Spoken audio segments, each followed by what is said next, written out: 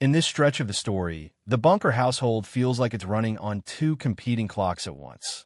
The old clock that Archie trusts, rules, tradition, the way it's supposed to be, and the new clock that Gloria and Mike are trying to live by, where love has to be negotiated, identity has to be chosen, and even the smallest decision about a baby can become a referendum on everything. The tension doesn't arrive like thunder.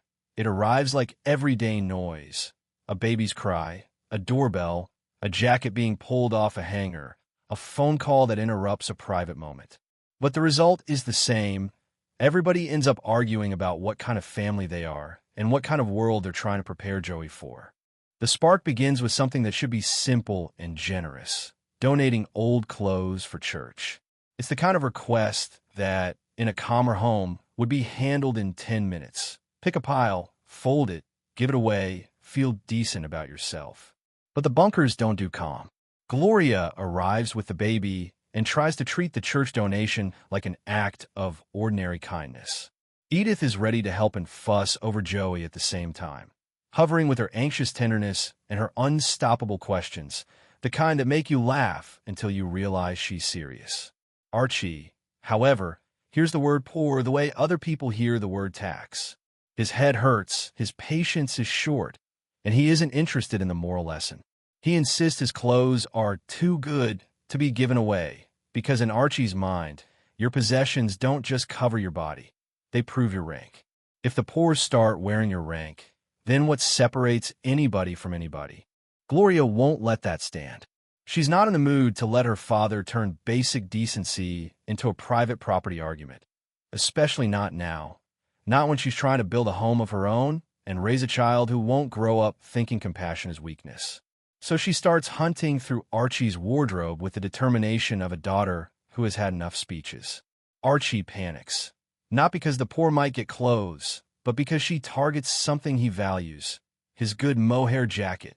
Suddenly, this isn't about charity, it's about control. Archie wants to be the one who decides what helping looks like, and he wants it to cost him nothing he actually cares about. But the donation pile is only the surface. Underneath it, Archie is chasing something bigger: certainty. And nothing scares Archie more than the idea that Joey might grow up without a label Archie recognizes. That's where the baptism fight begins. Gloria sees baptism as a choice the parents should make thoughtfully, not a ritual forced through the back door.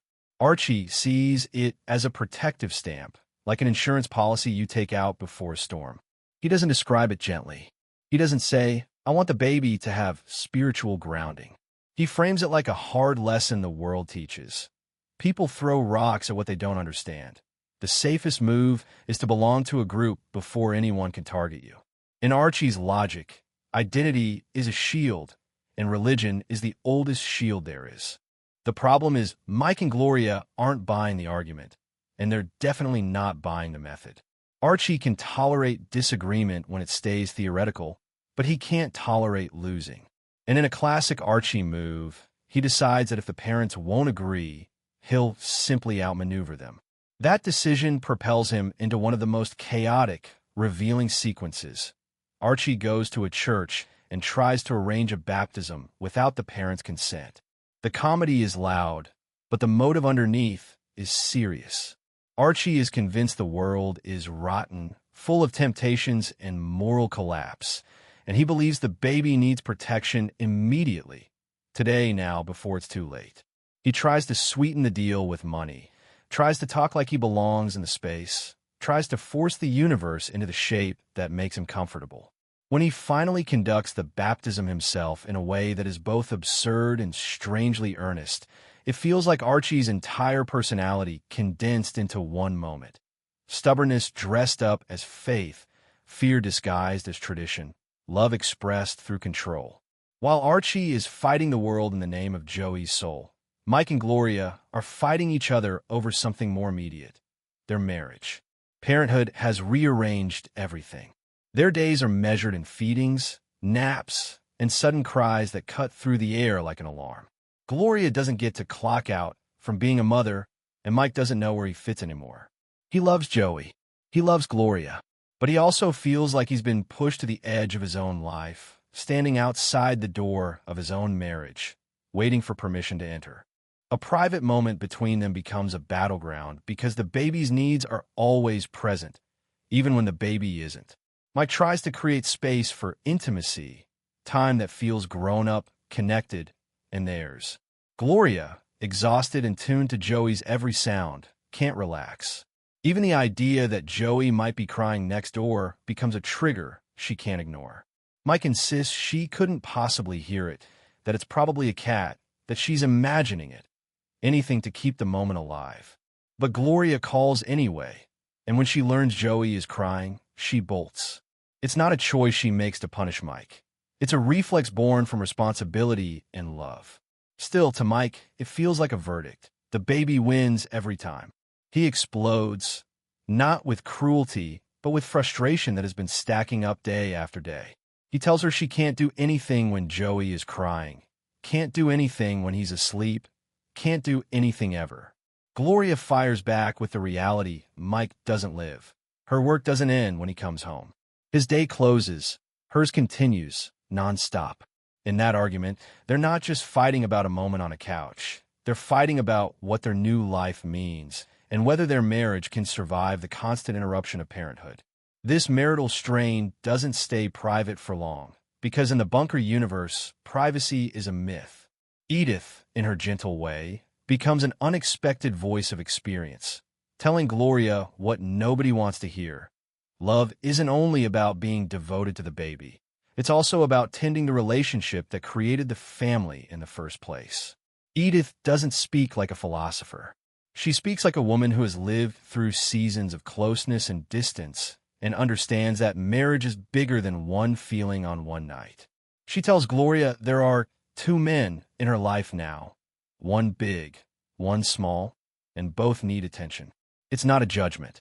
It's a warning delivered with kindness. It's Edith trying to save Gloria from the quiet resentment that can grow when a couple stops seeing each other as partners and starts functioning like coworkers in a stressful job. Meanwhile, Archie is orbiting these conflicts like a loud, stubborn satellite, constantly pulling every issue back toward his worldview. Even when he's not directly involved, he makes himself involved, because nothing threatens Archie more than change he didn't approve. When he gets displaced from his comfort, when he feels like the house isn't the way it used to be, he reacts by trying to reclaim dominance through opinions, jokes, warnings, and lectures. He wants to decide how the baby should be raised. He wants to decide what charity looks like. He wants to decide what religion means. And when he can't decide, he lashes out. Not because he hates his family, but because he's terrified that the world they're building won't have a place for him. The Minnesota job storyline throws another layer onto the conflict. The outside world pushing into their home through opportunity, politics, and identity. Mike gets news that he might land a job, and the possibility of moving to Minnesota triggers Archie's imagination in the worst way. He paints Minnesota as a frozen wasteland full of dangers and absurdities, exaggerating the cold, the snow, even the ground itself. Anything to make the move sound like madness. But underneath Archie's geographic panic is a more explosive issue. Competition for the job involves race, and Archie turns into a crude story about who gets an even break now. Mike is caught in the crossfire between principle and self-interest, between believing in fairness and wanting to win. The conversation escalates because it exposes how quickly moral language can be twisted when something personal is on the line. Across these episodes, the through line is simple. Everybody is trying to protect something. Gloria is protecting Joey and the kind of mother she wants to be. Mike is protecting the marriage and his place within it. Edith is protecting the family's emotional balance, trying to keep love alive through the noise. Archie is protecting the identity he understands. Faith as a label, tradition as armor, control as reassurance. The comedy lands because they all collide in the same cramped space with the same stubborn sincerity. Nobody is purely right. Nobody is purely wrong. But everyone's fear is real. Fear of losing influence, fear of losing closeness, fear of being replaced, fear that the world is changing faster than they can adapt. And that's why these stories hit. Because the biggest fights aren't about a jacket, or a church donation, or even a baptism. The biggest fight is over what kind of family they're becoming, and whether love can survive when everybody believes they're the one holding the line.